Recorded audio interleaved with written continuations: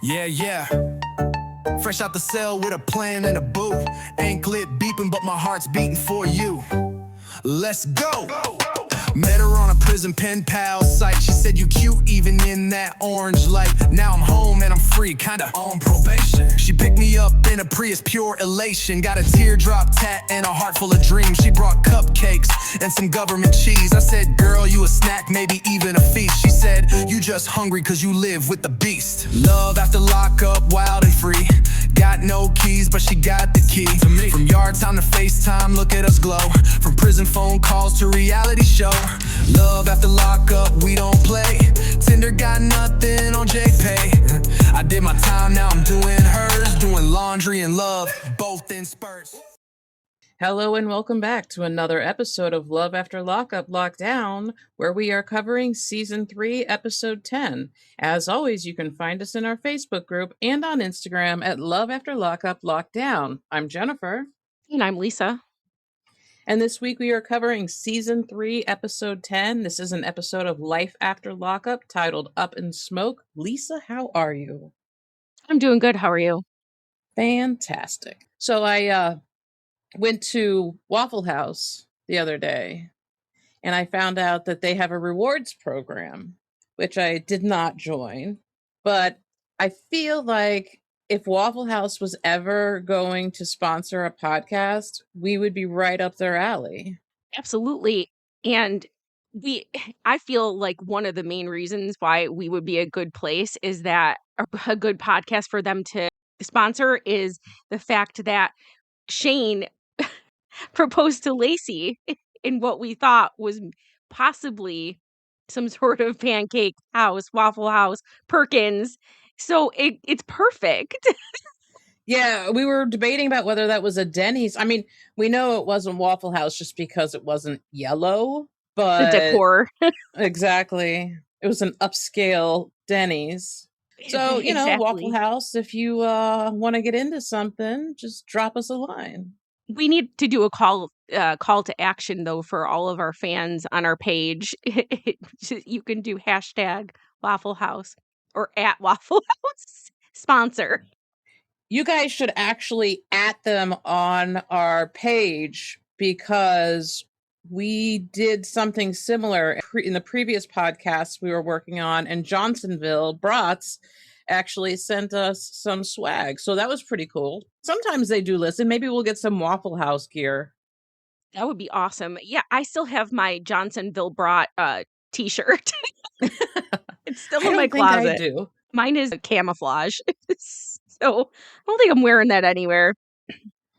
I'll buy you some camo pants to match it. That has to be one of the most difficult patterns to match top to bottom with. Unless you buy it as a set. Yeah. Well, this week we start off with Brittany and Marcelino, and they are renovating their yard during quarantine. And this is a big job. Like, this is not just a little sod or planting some stuff. They have workers in there. It looks like they're having like some sort of concrete work done. I'm guessing they're building like a patio area in their yard or something. Yeah. Something like that. Brittany tells Marcelino that she wants to move and look at new houses while they're getting many dollars of work done on their current house. Yeah, and she's like, we're spending $10,000 to renovate the yard. And I'm like, $10,000? And he's like, it's not $10,000. It's like $25,000. What the fuck? $25,000 to have your backyard renovated? That sounds crazy and like a made up amount, especially because they're in the desert and this was 2020 where shit was still cheap. So that sounds astronomical. And he says he opened up a home equity line of credit in order to do this. But here's the thing. Wouldn't she have to sign for that because they're married? And I would think that the ownership would be in both of their names. No, definitely not. I mean, my husband owns our house and I don't also own it. I mean, I own it if he passes away. But yeah, no, they don't both have to be. I don't know how that works, but if she was on the mortgage, sure, then she would have to be on the home equity. But if she's not on the mortgage, which she may not be, because did he own that house before? Or did they? No, they bought it during. No. They bought it Yeah. during their marriage. Yeah. Mhm. But some people, in order to get like programs like first time home buyers, they choose to only put one party on the loan because then you got a better deal for a loan. She acts like she's not upset. Like, first she goes, "You spent $25,000 on this?" And then she's like, "It's not that big of a deal because the money," I mean, she's not happy that he did it because she doesn't like what he spent the money on, but she's not upset that he spent $25,000. How much money do you have that you're like, 25,000? Whatever. I wouldn't be surprised if it was not $25,000 if he took out a home equity loan and is only using a portion of it, possibly Mhm. for the backyard, and then the rest to maybe gamble. But who knows? It's hard That to would be a good say. Yeah. storyline. Yeah. Yeah, it could be completely made up. But she acts so surprised by everything he's telling her, and that really makes me feel like this was staged, at least. Like this scene was staged, and she had a lot more knowledge about it. He doesn't seem like somebody. Now, I take that back. I was going to say he doesn't seem like somebody who would do things behind her back, but he went to that a poker consultant lady, and he went to go see Tito behind her back. Yeah. I he's done a couple important, very important things behind her back, but I thought that they resolved that, and then now, after that whole thing with the poker coach and everything, he's now spending $25,000 on a backyard patio behind her back. She says that she doesn't believe he thinks he's lying. That kind of makes sense. I think that there may be a gray area in Marcelino's brain as to what is a bad lie and what is a good lie. But lies of I don't know why everybody doesn't understand this. Lies of omission are still fucking lies. Just because you didn't tell somebody, it's like, oh, I didn't lie to you. I just didn't tell you. That's a fucking lie. That's a lie. I don't care how you play it. It's a lie. He says that they're gonna stay there for just a little bit, and then the next home will be their forever home. But now, and think about it this way, they've now tacked on $25,000 to that house, and it's the freaking pandemic. And then shit tanks after when the market opens back up and houses are selling for dirt fucking cheap. So he just fucked them, not even fully knowing he did. Not knowing if you're going to be able to get back $25,000 or even $10,000 with an upgrade you're making to your house seems like a pretty poor decision no matter what. I mean, I guess if you're going to be there for 25 years, you can do whatever you want. The money's invested because you're going to enjoy it. But they have young kids. I don't know that, and she's ready to move. So the investment doesn't seem like they're on the same page here. No.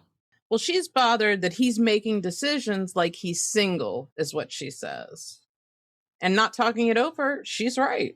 Yeah, that's a great analogy. And Brittany says also, like, being on lockdown with the kids has like worn on her.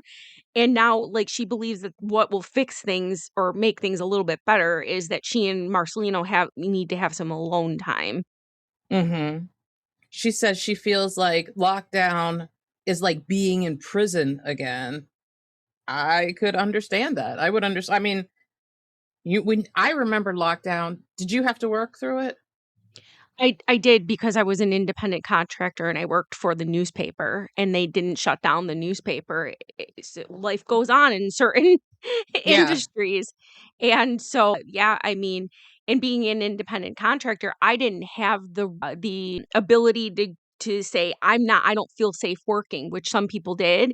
Even if they Mm-hmm. were frontline, they had the right to say to their employer, I don't feel safe working. So that wasn't a thing for me. Yeah, I spent all of the pandemic alone, so it was really hard. I think the pandemic was really hard for a lot of people. I mean, once work was over, we were stuck. So it wasn't Mhm. it wasn't like better if you had to go Yeah. out and work as once you got home.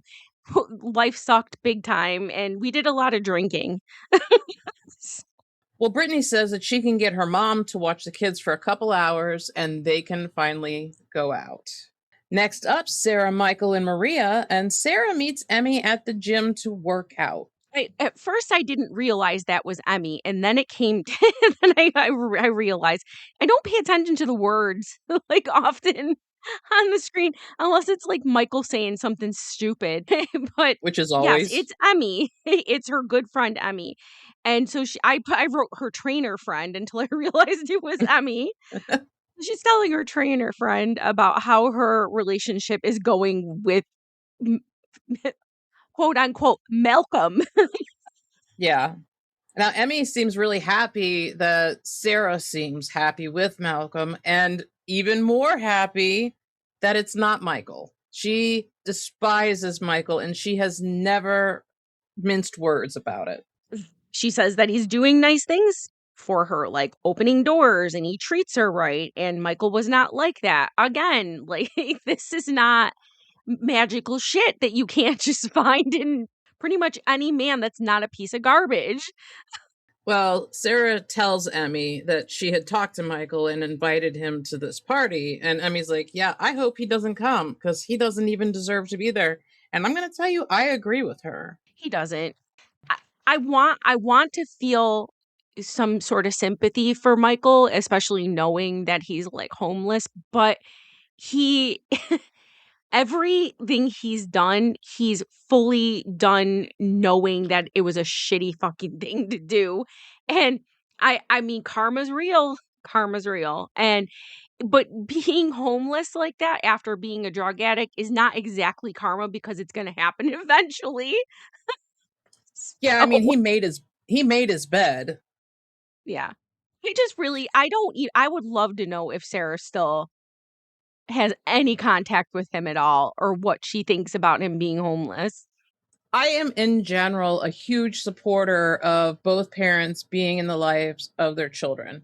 I think that you should never alienate, never, that's not the word I'm going to use. I don't think you should alienate one parent or another from their children unless that parent is detrimental to the development or the well-being of that child. And in this case, that's what's happening. He is hurting those kids. Yeah. At this point, if he's still alive by then, they're just going to have to choose whether or not they want to try to probably find their dad because who the hell knows where he's going to be at that point if he doesn't get his shit straight. But yeah, they're going to just have to be adults before they have a relationship if they even choose to or if he even can. Well, on that, Sarah says that she's going to keep giving him chances until the girls are old enough to decide on their own. But I guess. At this point, maybe. But he looks like fucking trash. He Now, looks so no, that even during this, you then, can see this looks like a completely, yeah, like during this episode, this season, he looks like a different person almost. When he was sitting and talking with his mom, I'm like, dude, he looks fucking awful. no, I can't get over how he looks in his most recent arrest. Like his eyes are sunken in and his face is like sunken in. He just looks terrible. Well behind his ears. Well, Sarah tells Emmy that she's going to go talk to Michael before the party to break the ice and to introduce him to Malcolm. I don't understand why she is so insistent that Michael gives a fucking shit what she does. Michael has repeatedly proven he does not care about her at all. He uses her and she allows it. I feel like this is all to make Michael jealous. That's all it is. I don't think it's about the right reasons. I think it's about she wants him to see that she's got a man. That's it. 100% agree with you. And Michael he won't care. He's not going to care. He didn't care before. You want him to care. You want him to get jealous. You want this to be an issue, but it's not. Michael does not care who you date. But Sarah does say that Michael's controlling and she's not sure what he'll do. Not care. Yeah. Next up, Andrea and Lamar asks Tennyson what the difference is between LA Mormons and Utah Mormons. And Tennyson says they're both pretty nosy. I mean, one has probably more money than the other. I don't know. They're all crazy fucking bands. You know, the media doesn't do anything to make Mormons look good. Like, everything I see or hear about Mormons is not good. Like, I don't have a view of them that's a positive view of them. Here's the thing. No one's making an entire reality show or multiple about Catholics. Yeah. So and I'm not saying that the Catholic religion is by any stretch of the imagination better than Mormon or any other religion, but I mean, the Mormon religion is historically a crazy fucking culty religion. It just is. And you can argue that any religion is cult, but Mormon is just next level. There's so many religions that are like that out there. I think it's like part of it is that just Mormonism is so large. You know what I mean? Like, it's such a large group of people. But the way that their communities are is weird, and they also are very, very polygamous. So I thought they how do you weren't say anymore. polygamist? I Yeah, don't I know. thought they weren't anymore, but I think it's on the DL maybe. I don't know. probably. I don't know. If you're a Sister Mormon, email wives. us. Well, Lamar takes Tennyson to Dulo's house to hang out, and Dulo tells Tennyson that he's always welcome, and they make music and just hang out and chill. Yeah, he just says like, we're married. Her family's my family. My family's her family. Like everybody, I think he was saying it to Tennyson, but I wrote it down wrong. But yeah, he's just like, like everything, like basically telling him like you're my family. I think. Right. Hmm. They're very accepting of her kids, and Hmm. that's, I mean, like I said last time, I think Lamar legitimately loves those children like they're his own, all of them.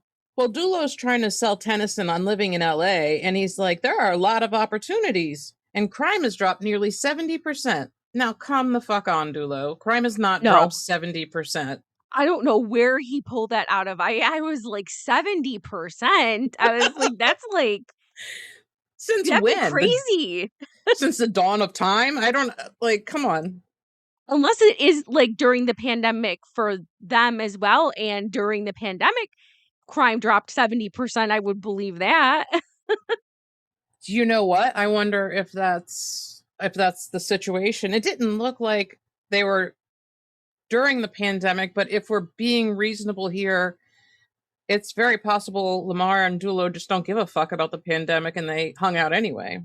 Oh, no, they were, because remember, Andrea said that she was hiding in her car in her little apartment during the Oh, pandemic. So they yeah. are, yeah. Hmm. So Lamar and Dulo just don't care. Well, Tennyson tells Dulo that him getting shot makes him nervous, as it should, honestly. I mean, if you knew somebody who got shot somewhere, are you going to go walking down those same streets? You're going to avoid it. Well, I heard Tennyson say, "Oh, I only know one instance of someone being shot, and it happened right here." He was talking about Dulo getting shot in the Yeah. foot, but it was crossfire. And I didn't even really realize it was just how do you get hit in the foot during crossfire?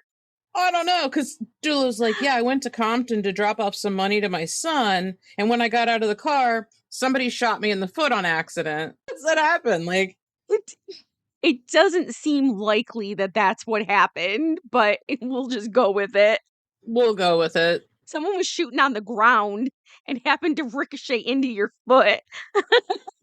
Could it have gone through a car, maybe? Or like, you know what? I bet you it was a ricochet. That's the only Ricochet. thing that makes sense, because why would you shoot down at the ground?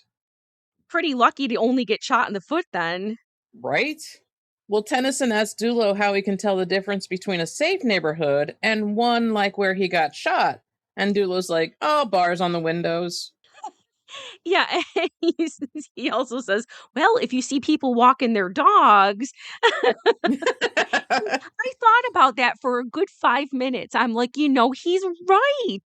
Like if in your neighborhood you see people like comfortable enough to be walking their dogs, especially in the evening, you can probably be like, okay, this is a pretty safe place, especially if it's a little dog. Yeah, it's true. I feel like for the most part, like where I live is fairly safe. I mean, like I I've think got that. so. Well, the thing is I've got that crime app on my phone. So every time anything happens around here, it's like, guess what? Somebody disappeared. Somebody got shot. Somebody got jumped. Most of the stuff around here is people getting their cars stolen and that kind of thing. That's the thing. They tell you when you're like looking for a house and you're looking on the crime app, don't be because break-ins happen no matter where the hell you are. So if it's just like broken into a car, stole something from the store, this and that, that's what you want to look for is like kidnappings, murders, Yeah. violent crimes. And I think that the map, from what I remember, it shows you the color coded like by like what crime and what type of crime happens most in that area. There's some fucked up stuff about my street that I've learned, which I will tell you when we're not recording. Okay, I mean, I've lived on streets with some fucked up stuff, so Yeah, it's and you just reminded crazy. me of one. Well, Dulo lights up a blunt and offers it to Tennyson, and Tennyson says, "No thanks, that makes me feel uncomfortable." Now, and like Lamar was immediately like, "Oh no, we don't do that." You know what I mean? Like not in front of him. Dulo was super cool about it, but I did expect that after Tennyson said he was uncomfortable, that Dulo would put it out. But he didn't. And I don't know if I would have either. I don't know that I would have thought it through to be like, oh, you're uncomfortable. I would have thought, I'm in my fucking house. I would not have lit up a joint in the presence of a child. I just Is wouldn't he a have. child? He's not I He's not maybe 18? 16. No, because Oh, Niall's okay. older than him. Oh, I didn't know that. I'm pretty positive she's older than him. I could be wrong, but he is definitely not an adult yet. But even still, I mean, and Lamar looked actively upset because he was just, I think in his mind, he was just like, fuck, because of Andrea. You're Because going to tell your mom. Yeah. yep, because his eyes were like, oh my God. Yeah. Lamar says Dulo should have known better than to offer Tennyson weed. I don't think that there was any like malice going on. I just feel like Dula was like, I want to smoke, and so I'm going to smoke and I'm going to share because that's what you do. I can't say that I wouldn't have made the same mistake, but Yeah. he's used to smoking with Lamar. Like Tennyson's the extenuating factor here. I liked the fact that because we know if Tennyson wasn't there, Lamar would have probably partaken. But Oh the yeah. fact that Tennyson was there, he was not having it, Mm-hmm. which was Well, good. It was good to see. because Andre would poison his breakfast if he did. Yep. Next up, Angela and Tony, and Angela is screaming at Tony, and she tells him not to interrupt her, and he tells her to chill with the bat. And then she throws down that bat and she says, "I'm so sick of you." She says she's so tired of him, and here he comes 4 months later with an apology. Mm-hmm. Yeah, he doesn't know what else to do other than say sorry. Listen, sorry from just words works only in certain instances.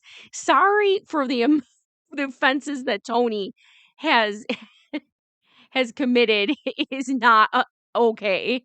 There are Not not not words. not gonna work. Mm-mm. You Mm-mm. cannot use words for some things. She says, don't you want more out of life than prostitutes and hotels? He does. He wants to live with you, and you pay the bills, and him, well, yes, he wants more than prostitutes and hotels. He wants that. He wants you and prostitutes and hotels. He wants it all. And then he says this bullshit, "Oh, a lot has changed," which fucking pisses me off. It's been 4 months. We know it's been 4 months. A Yeah. lot has changed. I heard I mean, there's been one huge asshole in my life, and you can know, figure out who that is, who has multiple times tried to say that they've changed after way less than 4 months, but 4 months is just as crazy. Like, no, you haven't, and you haven't now, and you will never. She asks him, like, like what? How have you changed? And he's like, I've been good this whole time. And she's like, I don't believe you. I don't fucking believe him either. I don't believe he was good for the day he showed up at her house. He was probably with the woman he has been messing around with. You know, I don't believe anything he says. He has not been alone. There is no fucking way he has been alone. Mm-mm. Because you really think that prostitutes are following the fucking rules, right? I mean, come on. Calm the fuck Following on. the rules? It was probably really good money back in the pandemic to be, Oh, you know, they made a killing. yeah. So Angela says, what is it going to take to get you to respect me? And he says, being away from you was the worst punishment that I could have ever gotten. Give me a fucking break. The only thing I could think of is that in that little motel room, it probably doesn't have a fridge, doesn't have a microwave, doesn't have a coffee maker, doesn't have a stove, and it's the pandemic. So where are you going to eat? 7-Eleven He's tired of those microwave burritos. and the roller dog. I love a good roller dog. I'm not a hot dog fan, but yeah, I mean, sometimes a cheap hot dog is so much better than a good hot dog. You know those like taquito things that they put on the rollers? Oh, I love those. No, they don't love me, but I love them. They have like sometimes they have ones that are stuffed with like other shit too, and like not just traditional taquito filling, right? They have like variations of Probably. roller taquitos. I vaguely remember being on I don't know if you remember this. I was on a trip with my sister and I sent you a picture of roller dogs from a gas station. Yeah, I don't remember why, but just because you know me. Like, oh, I think Lisa would appreciate this picture of these roller hot dogs. And you're exactly right. aren't you jealous? Oh, he says that not having her was worse than prison. Okay. He's he's such a fucking piece of shit. Yes. Losing you was a wake-up call. Okay, you fucking asshole. He says, I've got my head on straight now. Oh my Compared to God. what? He says he needs her. He needs her for his next stage of development because there are things about him that he can't see and she can. When did it become her responsibility to fix him? Yeah, it's his next phase of having her help him to see the bad in himself. What the fuck? She told him what the bad in himself was. Like, if you couldn't figure it out for yourself, there is a list on the fucking refrigerator to let you know where you are failing. Yeah. She's like, I just can't be your full-time therapist. And Right? I, why would she be? She says she's worked in mental health for 6.5 years and she has a master's degree in counseling. And his issues aren't her problem, but she does feel sorry for him. Did you catch the part where he's like, oh, I just wasn't listening before, but I'm willing to listen now. Oh my God. That makes me want to like reach through the screen and strangle him. These are always lies. Always. No matter who Always. says them. I'm different now. It's Oh, been 3 hours. I'm a changed man. That's right. But then she starts talking to him like she's actually giving him therapy, like she's giving him what he wants. Yeah, what's your goal in life? And he says, I would like to treat others the way I'd like to be treated. I'm like, what fucking Dr. Seuss kind of shit is this? My favorite part of this scene was when she tells him that she never filed the marriage license and he screams, yeah, And that's bad for you, buddy. I only think it's because he thought like that he'd get her shit if Yeah. like something happened. She seems like this is speculation, but she seems like she lives way below her means. You know what I Yeah. mean? Like as a therapist, you would have to make more money than I don't know what she spends her money on, but it seems like she lives below her means. It's probably that her house is paid for. And Mm, I mean, I would do the same thing. I would be like, all right, I like and she probably likes where she lives yeah. and her property. And I'd be like, I would do some renovations, but if I liked it there, I wouldn't move either, no matter how much money. Well, Tony responds to her telling him that she never filed a license and says, "It doesn't matter. We're still married as far as I'm concerned. Nobody cares about what you're concerned. Like, nobody cares what you think." That's not how this works. Tony says, "Don't you miss me?" And she says, "Of course I missed you, but it's time to go." Don't tell Yeah. him you missed him. Don't. She says she can't see one reason to take him back, and he doesn't know that she has other options. I'm surprised she didn't tell him. Yeah. So she tells him to leave, and he says, "This was a good start. Shut the fuck up." So dumb. Next up, Lacey, John, and Shane. And Shane brings home some food and says he brought some snacks. And Lacey says she hopes there's no sugar. I bet there was sugar. Of course. Yeah, they're with the kids in the kitchen, and the kids are jumping on him and this and that. We know that they like him. It's been 3 months since they met up on that boardwalk, and everything's going good, I guess. He said he's paid off all of his restitution and fines and completed all of his probation requirements. Yeah, so that's a stark difference than what's going on in John's life. Yeah, right? And he's feeling complete and like he has a family now. But like we said before, he was a child who went into prison and came out and got married and just immediately had a ready-made family. Not an excuse for him. I'm not a fan. No. She's saying that after the conversation on the boardwalk, Shane spent the night that night and then basically hasn't left since. Right. I'm not surprised by that. No. Lacey's friend FaceTimes her, and Lacey tells her friend that she's so lucky that she's an essential worker. Because she's getting overwhelmed, I'm assuming, like with being home with the kids and with him. That's what I think she's saying. She says the kids are driving me crazy and they don't want to do their homeschooling. I had a kid that was home doing school as well, so I get it. And they want her to do it for them. And real quick story, my son was 16 at the time of the pandemic, my youngest, and he was doing his work. However, kids talk and they had their phones and they were cheating back and forth. And one of the kids found that the test that the teacher sent them, if you highlighted it, all the answers were there. Like if you did the highlight on the screen.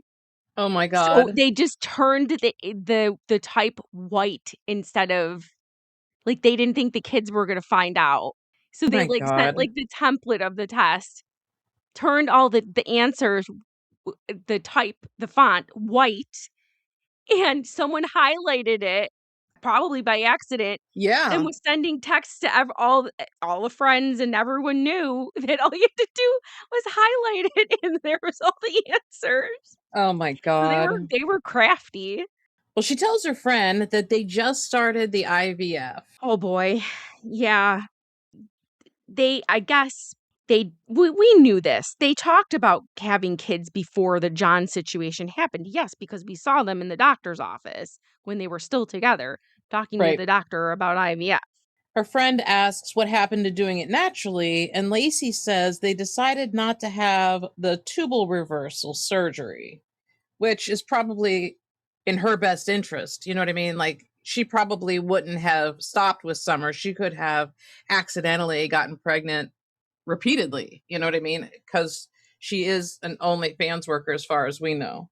And also, on top of that, it may not have even worked because that's not always successful. Right. Or putting I don't know how you say it, putting the tubes back together. I don't know.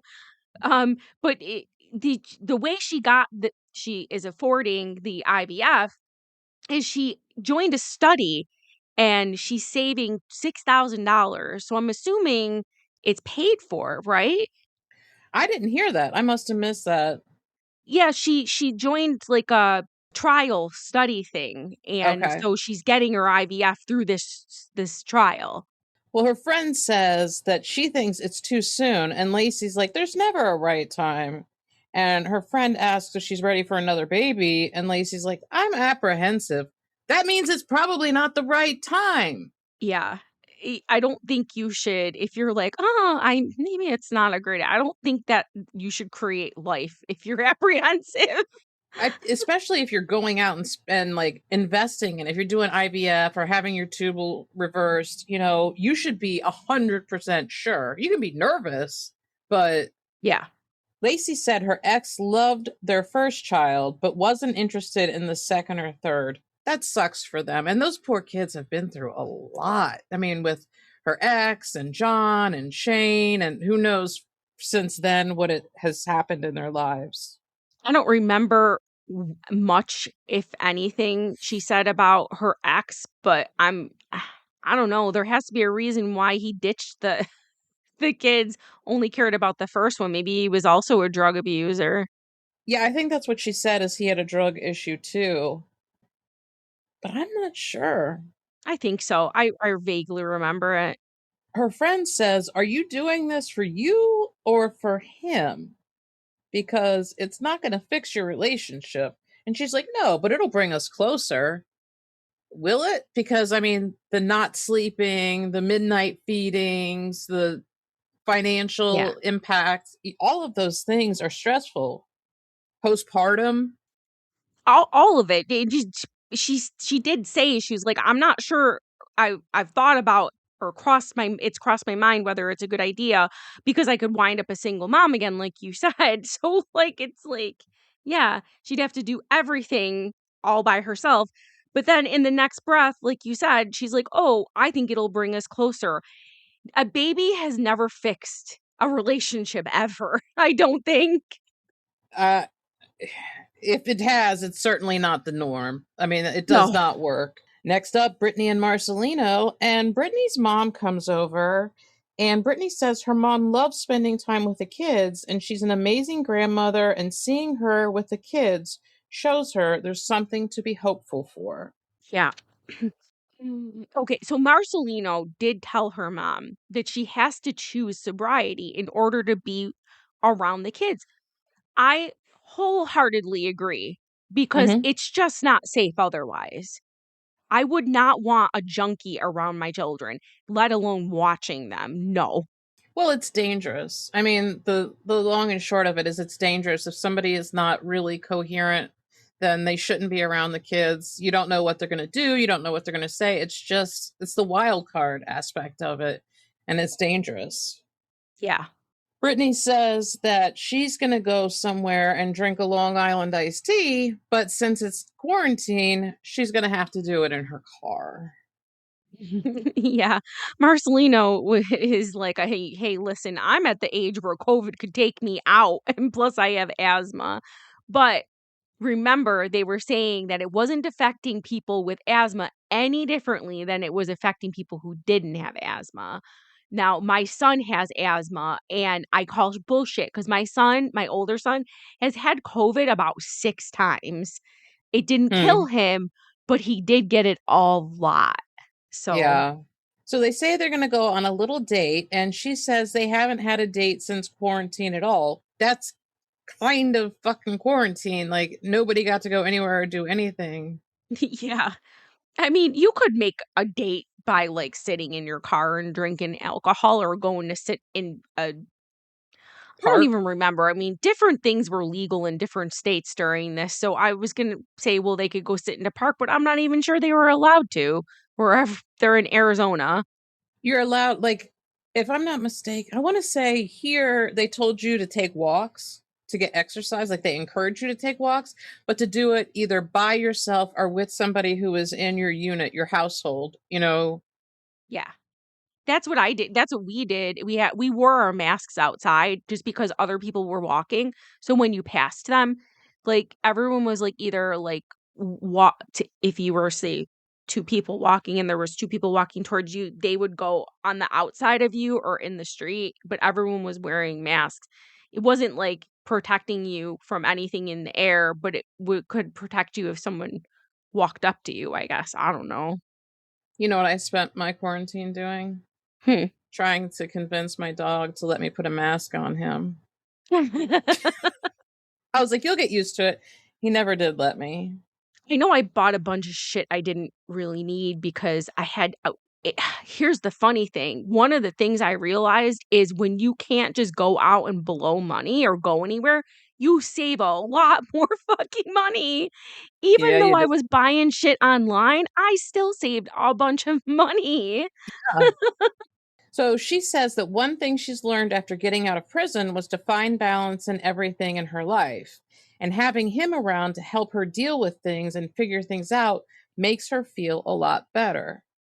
Having somebody in your corner, this is what I'm saying. Like, I know that they're not together now, but I think that they both got to good places by being together, by being there for each other. It's unfortunate that they're not still together, but I don't think that diminishes how much they loved each other. No, and they do have the kids, and obviously Marcelino, if anyone follows him online, he's very active in his kids' lives, even Yeah. though they are not together, which makes him eons above some of these people on this show. Well, and sometimes he even has Geo with him. Yeah. Yeah, because I'm sure he considers him his son, Yeah. which doesn't surprise me. So Marcelino puts a bandana across his face to go grab that liquor like a bandit. It's so weird to see people like I remember watching people walk in and out in different kinds of masks, since everybody had to wear one. You could rob anybody if you wanted to. You just constantly masked. Yeah, and usually you're not allowed to walk into certain places with masks, but even to this day, if you walked into a bank with a mask on, no one bats a fucking eye because Yeah. that person, we were like, oh, that person must be immunosuppressed. They're not going to pull out a gun and hold up this place. Right? Next up, Sarah, Michael, and Maria. And Michael says he's on his way to the birthday party and he hopes that Sarah doesn't start any trouble. Yeah, because Sarah's the one who started. You know what? Let me take that back. Exactly. Sarah does start trouble. Sarah went to the hotel to start trouble, but he's the one who eggs his shit on. Like, aside from the hotel, I would say he's the one who starts more trouble than she does. You know, the one thing I've noticed is does Sarah ever look happy? Ever? Mm-mm. Does she ever smile? And does she ever not look miserable? No. Always looking miserable. Unless she's with the girls. If it's just her and the girls, she seems happy. That's But true. if soon as you bring up Michael, as soon as you bring up anything else, you're right. She does look miserable. And he pulls up to his mom's house and asks where Day Day is. And mom says she's on her way to work because she got a new job. Yep. And mom just asks him what he's been up to. And Michael says that tomorrow he's going to go to New York for his daughter's birthday. Why doesn't grandma fucking go? So, I wonder how long the drive is from Flint to Rochester. I don't think Michigan's far from, hold on. Let's look that up real quick. How far is Flint, Michigan from Rochester, New York? Oh, I mean, 5 hours, 18 minutes. That's a haul. That's a good distance. And going through 2 cities like that would take a while. Probably more than 5 hours. He says he had intended to go to New York earlier, but a bunch of stuff happened with Maria. So this is the first cracks we see in their perfect relationship. Not the first. Him sitting on the bathroom floor was probably. Yeah, he's telling mom that Maria's been stressing him out. He says she's just not right and she will like take things from him like his license or his passport and he's That's not. fucked up. It just reminds me of Andrea because he's not allowed to not have those things because he has to always be able to identify himself. Yeah. But what the fuck? Do you believe he has a passport? I don't think he has a passport. I don't know. I don't know why he would have a passport, but he must. Maybe he chose to get a passport to go to maybe like Canada instead of getting enhanced. I don't think you can go to Canada if you're a felon. Oh, yeah. So that would have had to be prior to. You're right. You're exactly right. Prior to Yeah. being a felon, he's like, I'm gonna cross this border right here. I was just in federal prison, and then be like, all right, sir, let me see your passport. Here you go. Well, he says if he didn't have felonies, he could do something about Maria's behavior. But as it stands, he just has to put up with it. No, you don't. Leave. Leave right now. Go back home. Your mom would love to have you move back in. she would definitely take him back in. I think so. But now if he's actively using drugs, that may be Hmm. why he wouldn't do that. That's a good point. Mhm. But now if Maria and him are actively using together, that's kind of like what glues people together because Yeah. that's who helps you get your drugs. So mom says, "When did you decide to leave?" And he says, "When things were happening that would get him arrested, and Maria didn't care. So she was doing these things, and he was getting in situations where he could go to jail at any time. And Maria's like, I don't give a fuck." Yeah, he's just like, "Bad things happen when I'm on a Maria or when I'm around Maria." You don't fucking say, "Oh, I thought she was just the end all be all of women and this wonderful magical fucking person." Well, Right? turns out that was false. He says jail is the worst thing that can happen because he doesn't want to be away from his kids. I call bullshit because he hasn't seen them in 4 months and he wasn't in jail. He's such he's such a liar. He'll just say whatever, whatever it sounds good in the moment. And Hmm. the fact that his mom's believing this garbage just makes me sick. And so she says, "Are you done with Maria now?" And he says, "Yes." But here's the thing, he's not though, right? Right. Yeah. Sarah calls and he ignores the call. And mom says, "Why didn't you answer?" And he says, "Because the last time he talked to her, he asked her what she had planned because he wanted to take the girls for the weekend that he was there. And she said, fuck no." Yeah, and he says, "Well, she makes it so difficult." And of course, this is his mom and she's kind of agreeing with him. I just don't know how you can sit there. See, here's the thing. If that were my son and my son looked like that and he didn't normally look like that, I would immediately be like, "What the fuck are you on?" And I would What be is wrong with you? alarmed. Yeah. Yeah. Something is wrong with you. Mhm. And Sarah calls again, and he ignores the call again. She wouldn't call him 50 fucking times if he would just answer the call. Like, it's infuriating when you're trying to communicate with somebody and they're fucking around, not answering or just being difficult. You know what I mean? Just answer. It's so easy. And she knows he doesn't work and he doesn't do anything, and she knows he's not at home, he's not in Florida, so, like, there's only so many things he can be fucking doing where he wouldn't have time to talk to her. He's such a piece of shit. So his mom says that a lot of dads don't want to be in their kids' lives, and you do, and she's still locking you out, but she's really not, though. No, She just wants to have control over how you see the kids and how you spend time with them because she doesn't fucking trust you, and she shouldn't. no. And he's damaging the kids. You can see that. You know, uh Aviana is clearly upset. We've seen that. He is doing damage to his daughters and she is trying to protect them. Mhm. Now, mom does say, eventually you're going to have to talk to Sarah. And he's like, oh, yeah, I will when I get to New York. And mom is being a hype man. And I guess you can't really blame her for it, because she supports him. But at what point do you go, I know this is my child, but what you're doing is fucked up? Yeah. That's exactly it. She says she wants him to make good choices and learn how to live and be happy. Now, caught that good choices thing in Yeah. there. Has he ever made a good choice? No. Next up, Andrea and Lamar. And Andrea is talking to Nyla in the drugstore about keeping her body sacred and pure. And Nyla is practically begging her to stop. This is so Andrea. I can't stand this woman. Yeah, they're talking about sex and safety against pregnancy, all the while arguing in a public place about very private things. Andrea says sex can drive a man or woman crazy. And Nyla is 15 and says, with all of these influences, we want the Heavenly Father to keep us safe. I'm sure that's what's going to keep her celibate. Yeah. She says that Nyla doesn't want to go through the drama of having sex. And she says that's correct. But she also doesn't want to go through that type of drama that she's going through having the conversation in the store. Love when they call out mom. Love it. Nyla's good at it too. Yeah. Next up, Angela and Tony, and Angela's talking to her pen pal Ross on the computer. Mm-hmm.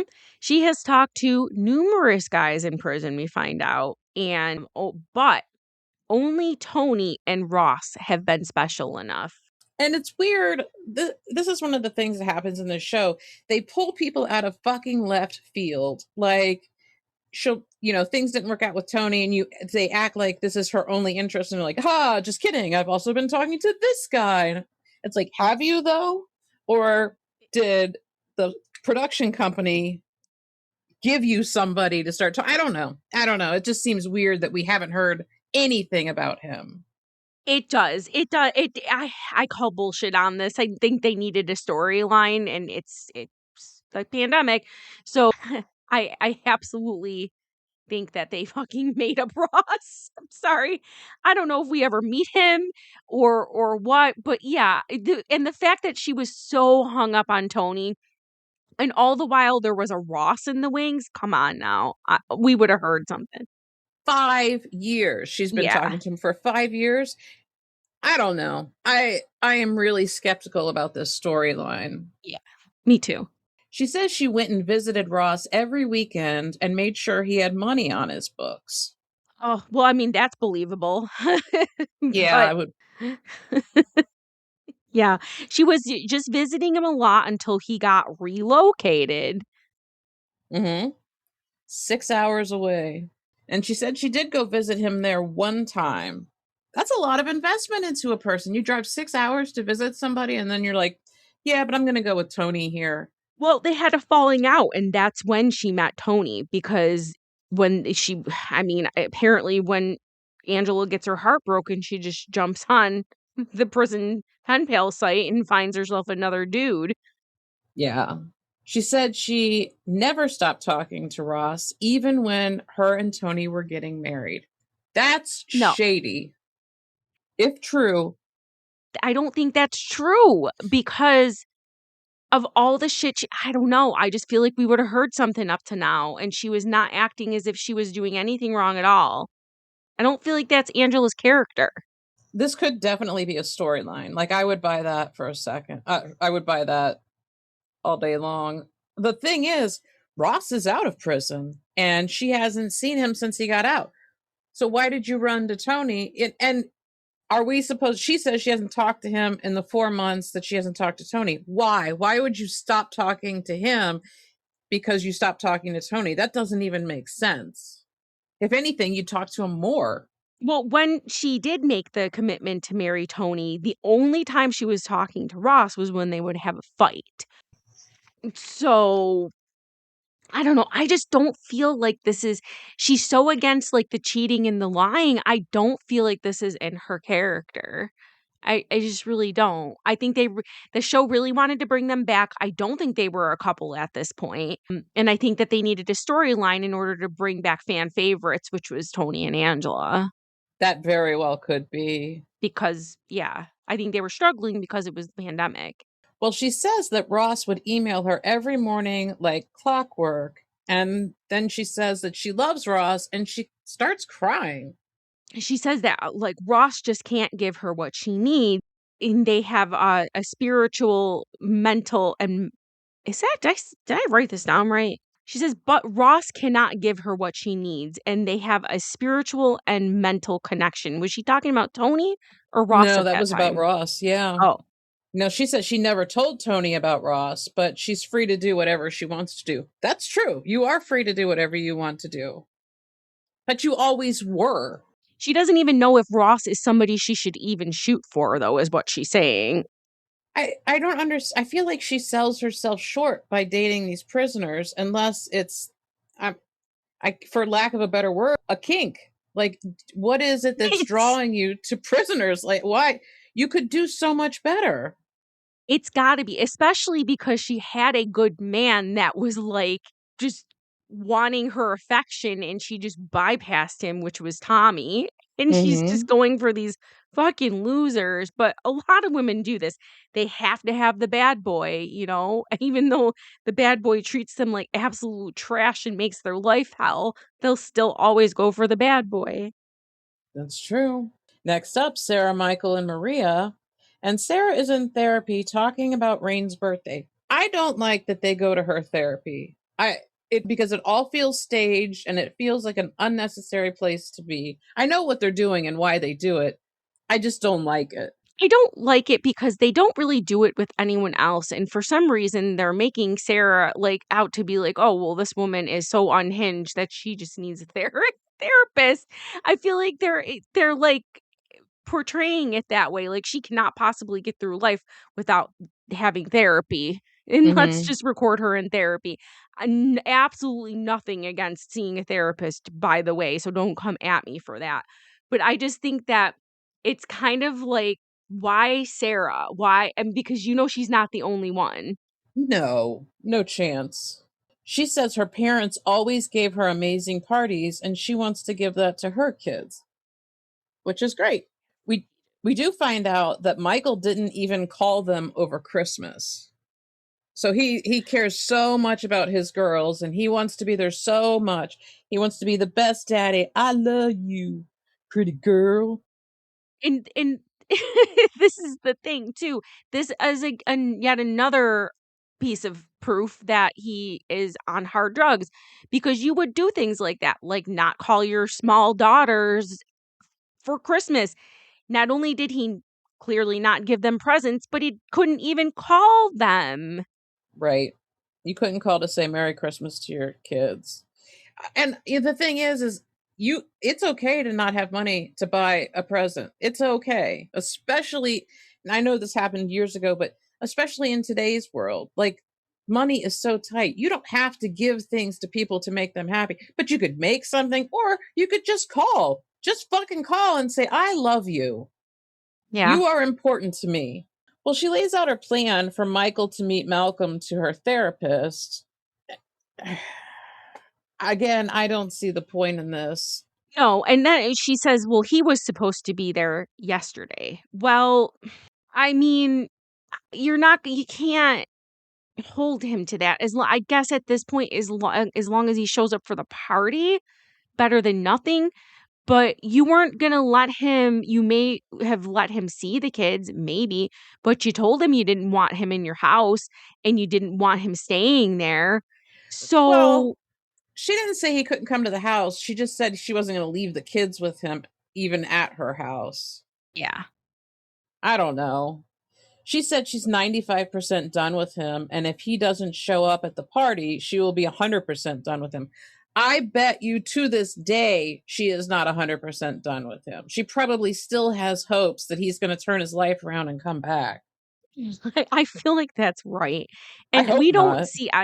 we don't see her with any other men, especially not Malcolm. On her Instagram, nowhere. She's never with a man. So none of her pictures. No. She says she's burnt out on being a mom with no help. And I don't mean to be that guy, but tons of people do this every day and don't go on and on about it. Like she's always like, I'm doing this all by myself. Lots of people, I did it all by myself. Lots of people do. Yeah, And they they don't do. go on and on about how that's Yeah, it's not a new thing. Sarah is not the only single mother on the planet and the end all be all. I mean, yes, it is something to be proud about, but it's either like own it, but stop complaining about it. You know what I exactly. mean? And she says that the one thing that he can't take away from her is the fact that she is a good mother. And I believe that she definitely probably is. But this is the thing. You don't need him to tell you, or Michael to validate by any stretch of the imagination, or anyone, that you're a good mother. If you're a good mother and you know you're a good mother, that should be enough. I mean, it always feels good to hear it. I feel like a lot of, and I don't know Not from about Michael. no, not from Michael, but to hear you're a good mother and you're doing a good job would feel good, because you have to Yeah. question. So she calls Michael and he finally answers. Next up, back to Andrea and Lamar, and Andrea opens the door to the room. Nyla and Tennyson are dressed in some funky outfit. What? Oh, Andrea's like wearing some crazy glasses, and the kids are like telling her to get out. I don't think they were Tennyson, dressed in funky outfits. she was dressed in a funky outfit. Yeah, she was. Everyone starts yelling incoherently. I don't know what happened at the beginning of that. It was weird. Well, Tennyson asks Nyla where they went, and Nyla says they went to the pharmacy where she tried to talk to her about the birds and the bees. Yeah, and then the conversation switches to LA. And Nyla says that she has always thought about moving back to LA, or maybe just in general, because we know that she wants to be a dancer, and LA is a good place for that. Yeah, Nyla says she feels like everyone needs to adapt in their own way because there's going to be a lot of good things and bad things about living in LA. Yeah, and they're discussing like how fast they moved there for the second time. Hmm. And then Tennyson tells her that he went to Dulo's house and how he was saying that LA is safe. And then he tells Nyla about the weed, and he says that he has to tell Mom. And I'm like, no, you don't. No, why would you? Honestly, why would you? You know she's fucking crazy. And your mom's the biggest liar on the face of the planet. Why are you telling her? Fuck her. Well, Nyla says if Tennyson is going to tell Andrea that he needs to take her somewhere public to do so. And we wrap this week up with Brittany and Marcelino, and they get home and find her sister watching the kids. And her sister says that her mom called her and asked for some help, but ended up ditching her there by herself. That's fucked up. I would be I would furious. be so mad. And here's the thing. I wouldn't be mad if there was a valid reason for it. Oh, Right. but mom had to go because of this, or she got sick, or but they all know why she left. Yeah. Well, this is when her sister says that their mom has been slipping. Okay, but why didn't you tell Brittany that before she asked her to watch the kids? Instead of leaving her there and knowing that she's drinking or using or whatever the case may be, why let her watch the kids at all? That's not safe. No, and Brittany knew that shit was going awry, because she said she was worried that because of the pandemic, mom wasn't getting the help that she needed because everything was on hold, and her mom was supposed to do her treatment virtually, and she didn't. Right. But Brittany says the fact that she hasn't tried to do any of it virtually, like she didn't go, understandably, because they can't. She hasn't done the virtual, like you said. So she's making zero effort to try to curb her addiction. Yeah, and now we hear Brittany's sister say that her card is below $50, and she also cannot find it. She can't find her debit card, and her mom's been using her money. That's fucked up. To steal your kid's money. Happens. So Brittany and her sister leave, and Brittany says she doesn't know what's happening, but she's getting her stuff and getting her out of there. So she says she's going to take her sister out of where she's living with her mom. Yeah, her mom's actions prove that she's doing much more than drinking, and she doesn't even know how a parent can take advantage of their child. It's terrible, but it happens. Unfortunately, it does. Brittany says this behavior is disgusting and shameful, and it's a slap in the face. I mean, that baby is very, very young, their youngest, and you have to be coherent and aware and there. You have to be present in order to take care of an infant and a toddler. Yeah, imagine how upset Brittany must have been after knowing she left the children with her mom who was using and she didn't know. Yeah, I would be I mean, you can only be so mad at yourself. I mean, all the blame goes on the mom because she didn't know. right. Well, who was your VIP for this week? I'm gonna go with Lamar for the way that he was with Andrea's kids, with Tennyson and the weed, and telling Dulo, hey, that's not a good idea, and just him being a good dad to them. That was my choice for the same reason. And your POS? Definitely Brittany's mom. And I mean, I Mm, know she's struggling, but man, you should not have agreed to watch those kids if you knew that you were struggling with your addiction again. yeah, that's a good one. I chose Michael for making life so much more stressful for everyone because he's such a selfish son of a bitch. Yeah. So that's about it for this week's episode. If you enjoyed the podcast, head over to Apple or Spotify to rate and review. If you'd like to continue the conversation, join our group on Facebook at Love After Lockup, Locked Down. Listen every Wednesday wherever you find your podcasts and keep those notifications on to be the first to catch bonus episodes. And in the meantime, don't fall in love. And don't get locked up. First date at Walmart, keeping it low. Told the clerk, don't judge me, I'm on parole. I brought roses, okay, 1 rose from a gas station. She said, "Aw, babe, now that's validation." We be vibing in a halfway suite. Microwave dinners, romance elite. She my ride or die, she brought me a phone. Even snuck it in once, pre-release song. She hold me down like a key-o with charm. Except she don't mace me or twist my arm. We write vows in Sharpie on my court docs. Judge said no contact, but we beat the clocks. Love after lockup, cuffed and proud. Matching jumpsuits, now we rockin' the crowd. She said, "Don't mess up," I said, "Bet."